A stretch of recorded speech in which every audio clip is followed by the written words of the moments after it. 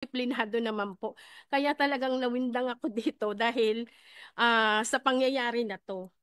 Dahil wala po talaga eh. Kung para nga daw po siyang private school kasi tahimik, hindi siya masyadong, dahil halos po lahat ng classroom ay lahat po ng room ay classroom na dahil sa dami ng bata. Meron lang kaming 56 room. So, merong pang maga, merong pang hapon. Pagkatapos nila, labas na sila, pasok naman ng iba. Kaya po siguro walang masyadong wala po talagang kaso. Kaya po ito ay talagang nakita ko rin po, sabi ko po yung CICL po na wala po sa mukha. Napakagandang bata. Kala mo babae. So, ibig sabihin, sa pag-ano po namin, sa pag-iimbestiga, dati na po pala silang, elementary pa lang, nag-aaway na po pala silang dalawa. Ayun po, pero hindi po namin alam. Wala pong nagre-report sa amin na meron pong nangyaring ganon. Kaya talagang, ang hirap talagang, ano po, yung pangyayari na yan. At siyempre po, pare-pareho din lang naman po. Ayaw ko pong may ano dun, yung Moonwalk National High School ay ganyan po. Kasi kung tutuusin kahit po sinong pumasok sa Moonwalk National High School, makikita nyo po, hindi po magulo ang school. Sa totoo lang po. Meron pong mga bumisita na sa Moonwalk National High School, di po ba?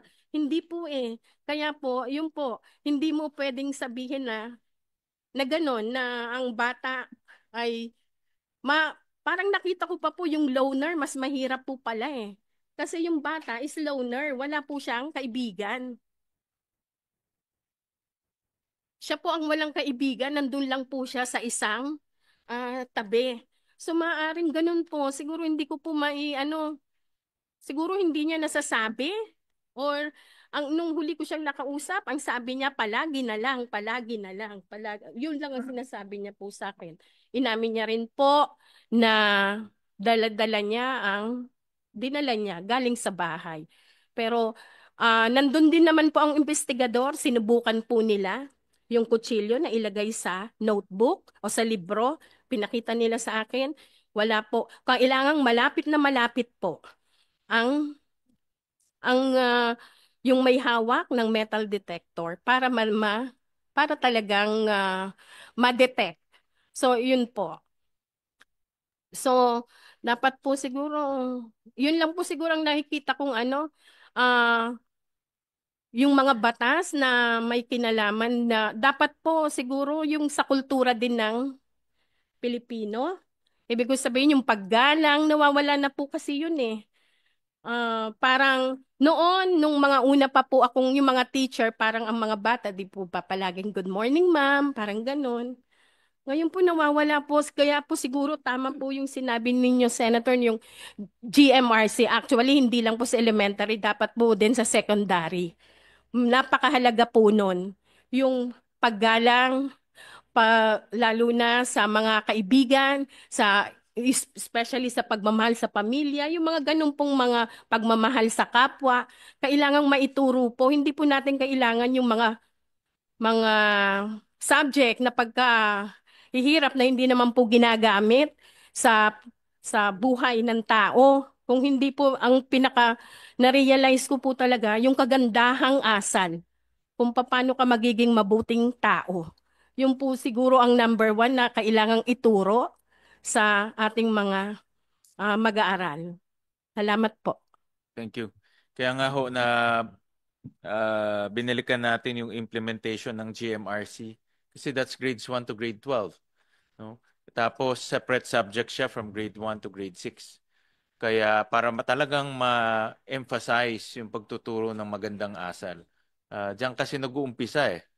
At during their hearing, talagang lumalabas na dahil nga ito ay nakapasok sa ibang subjects, hindi siya natuturo ng mabuti, hindi na-emphasize. No? Again, yan lang ang only subject sa bansa natin na legislated. No? Ganun ka-importante yung tingin ng mga mambabatas sa pagtuturo ng GMRC. So, balikan ko lang ng konti, Dr. Romano, at maraming salamat sa narration mo kanina. Uh, Sabi mo kanina, you have 3,900 plus students. Uh, 77 students. Yung eskwelahan nyo ba merong CCTV? Pakigamit lang yung mic, please. Meron po. Actually, sa hallway po, apat lang naman po yun.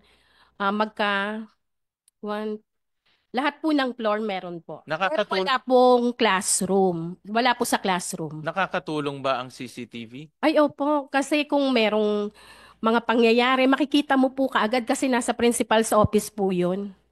Okay. Yung CCTV, kaya nakabantay ka po. Eh, fourth floor po Sino yun. ang bumili ng CCTV? Kami po galing po sa Sa MOOE. initiative ng eskwelahan niya. Opo, opo. Okay. And then nasabi niyo rin kanina meron kayong 11 na watchmen. Opo.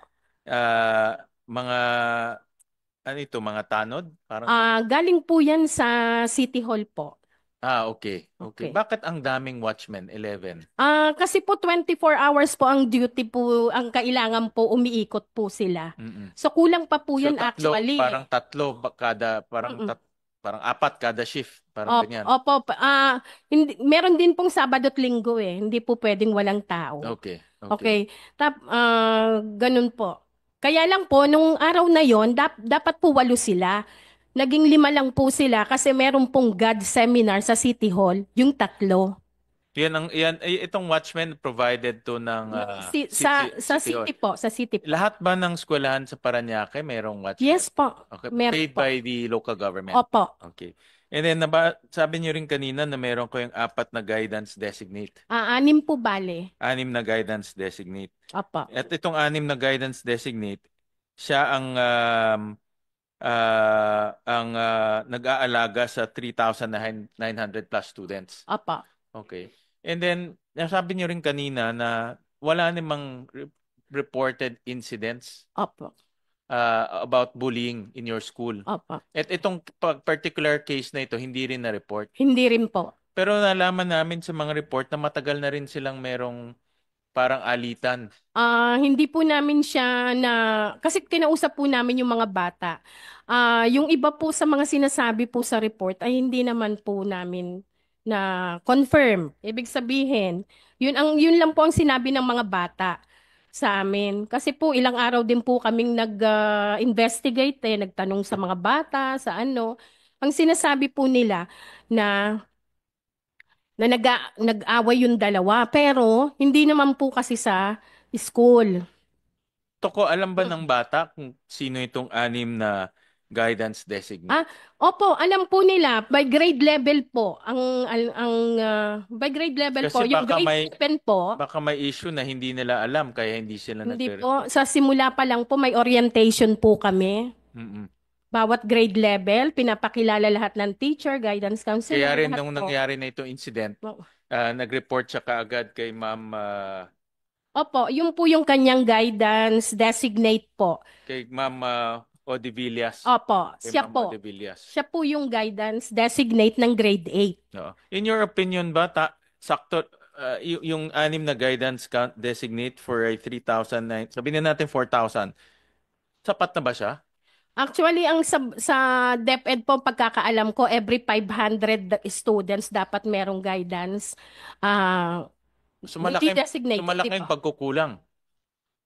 Malaking pagkukulang.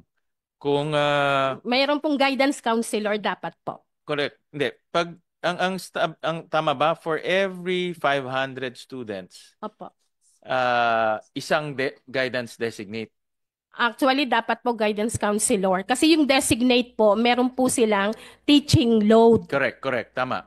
But ilan ang ratio ng ilan guidance designate? Kasi hindi talaga natin kaya ng Opo. guidance counselor. Opo.